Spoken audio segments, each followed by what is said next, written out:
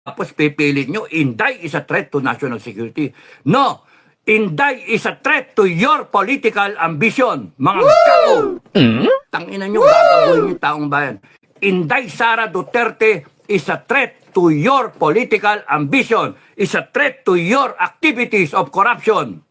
Tangina nyo. And we will polarize. Para kay Inday, maggago kayo. Wag na wag nyong sasaktan yan. Wag na wag nyong sasaktan yan. Kasi papatayin namin kayo lahat. Uubusin namin kayo. Yan ang threat sa presidente. Di na makapagtimpi si Captain Dado, pati na rin ang kanyang mga kasamahan dahil sa ginawa at mga pahayag ni BBM. Dahil sa dami na naging problema ng bansa ay bigla siyang sumulpot para takutin si BP Sara. Sa halip na ayusin niya at patunayan na wala silang masamang balak kay Inday. Kaya naman mas matindi na ang babala ni Captain Dado kapag may mangyari kay BP Sara. Yung statement ni Inday, minura-mura ang presidente, minura-murang tapos gigil na yung tao.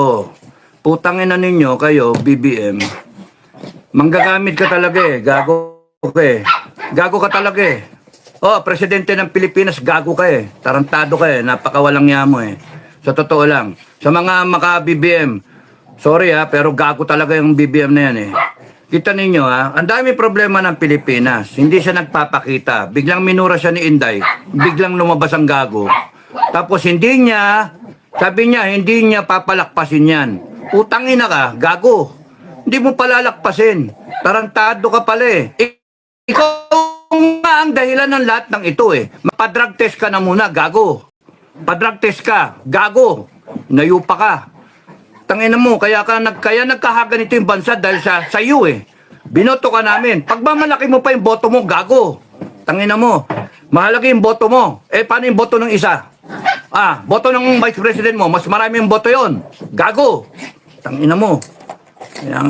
Sorry, mga kapitbahay ko, Kainit ng ulo, kaya ayoko mag-vlog Umiinit ang ulo ko Magsasalita ka, hindi mo palalakpasin. Tarantado ka, pinalakpas mo yung baha. Ang daming namatay. Pinalakpas mo yung kongreso mong magnanakaw.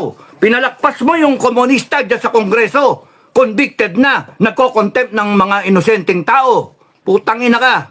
Gigil ako Putangin na hayop ka. Ngayon ka lilitaw, tatapang-tapangan ka, gago. Tangina mo. Ipapakita mo pa, presidential ka. Mali ka ng sinabi. Mali. Ang dapat sinabi mo, kung may threat sa'yo, Inday, huwag ka mag-alala, babantayan ka namin. I am ordering the armed forces. As your commander-in-chief ng PNP, I'm ordering you to make sure that nothing happens to the Vice President. Tapos, ikaw babanata mo, kakasuhan mo, gago. Tanga. Presidenteng ewan, tanga ka talaga. Tungang. Tarantado. What you are creating is divisiveness in the country. Gago. You are placing the country in the verge of civil war.